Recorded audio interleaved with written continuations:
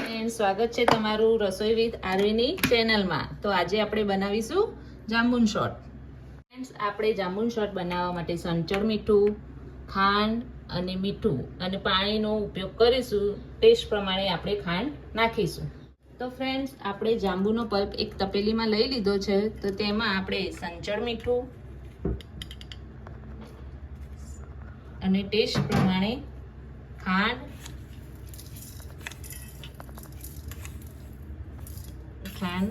અને જરૂરિયાત મુજબ આપણે પાણી નાખીશું।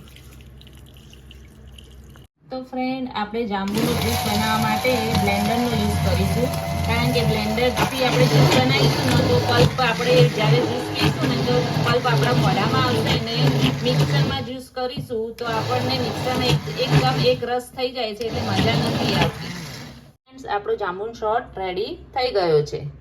ફ્રેન્ડ્સ, જાંબુન શોર્ટને સર્વ કરવા માટે આપણે ગ્લાસને મીઠાથી કોટ કરીશું। તો સૌ પ્રથમ આપણે ગ્લાસને પાણીમાં ડીપ કરીશું, પછી આપણે એને એ જ ગ્લાસ મીઠામાં ડીપ કરીશું। તમે જોઈ શકો છો કે ગ્લાસમાં મીઠું કેવું કોટ થઈ ગયું છે। જાંબુન શોર્ટ સર્વ કરી દીધો છે। તો તમને આ મારી રેસીપી કેવી લાગી કોમેન્ટમાં જરૂરથી જણાવજો, અને લાઈક ને શેર ને સબસ્ક્રાઈબ કરવાનું ભૂલતા નહીં।